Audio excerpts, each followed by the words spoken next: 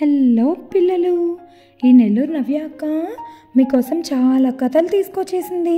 అందులో ఒకటి ఈరోజు విందామ్మా. అనగనగా ఒక ఊరిలో ఒక పెద్ద చెరువు ఉండేది. అందులో 3 చేపలు ఉండేవి.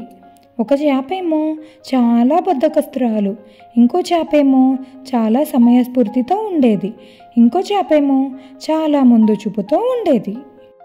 అయితే ఒకరోజు చెరువు పక్కన చేపలు పట్టే వాళ్ళు వచ్చి మాట్లాడుకుంటుండగా అందులో ఒక చేప వినింది, రేపు వచ్చి మనం ఈ చెరువులో చేపలు పడదాము, ఈ చెరువులో చాలా చేపలుంటాయి అని చెప్పుకున్నారు. వెంటనే ఈ విషయం తీసుకెళ్ళి తన ఫ్రెండ్స్తో చెప్పింది.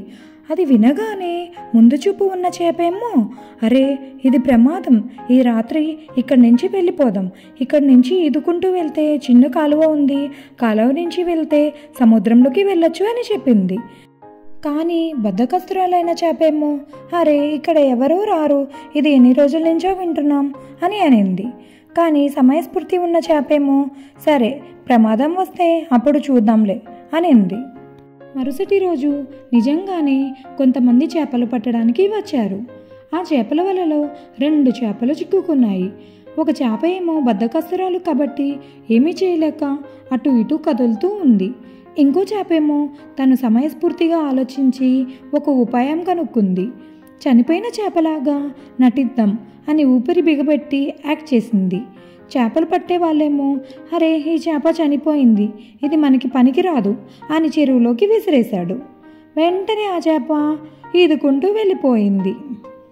ముందు చూపు ఉన్న చేపేమో ముందు రోజే రాత్రి కలవ నుండి ఈదుకుంటూ వెళ్ళి సముద్రంలోకి చేరిపోయింది. హ్యాపీగా జీవించడం స్టార్ట్ చేసింది. కానీ ఈ చేప ఏదైతే చిక్కుకుపోయిందో అది మాత్రం చాలా బాధపడింది. ఈ కథలో నీతి, ముందు చూపు ఉన్నవాళ్ళు ప్రమాదం నుండి ముందే ఆలోచించి తప్పించుకుంటారు. సమయస్ఫూర్తి ఉన్నవాళ్ళు కనీసం అప్పటికప్పుడైనా ఆలోచించి తప్పించుకుంటారు. కానీ బద్ధకం, ఆలస్యం, తెలివి లేకుండా ఉండడం వల్ల కష్టపడతారు అని తెలుస్తుంది. కాబట్టి మనం ఎలా ఉండాలి? ఎప్పుడూ సమయస్ఫూర్తితో ఉండాలి. ఓకేనా పిల్లలు? నెక్స్ట్ మీకు ఏ స్టోరీ కావాలి? నెక్స్ట్ వచ్చే స్టోరీ మీకు వెంటనే రావాలంటే ఏం చేయాలో తెలుసు కదా. సబ్స్క్రైబ్ చేయండి, లైక్ చేయండి. మళ్ళీ వీడియోలో కలుద్దాం. బాయ్ బాయ్ పిల్లలు.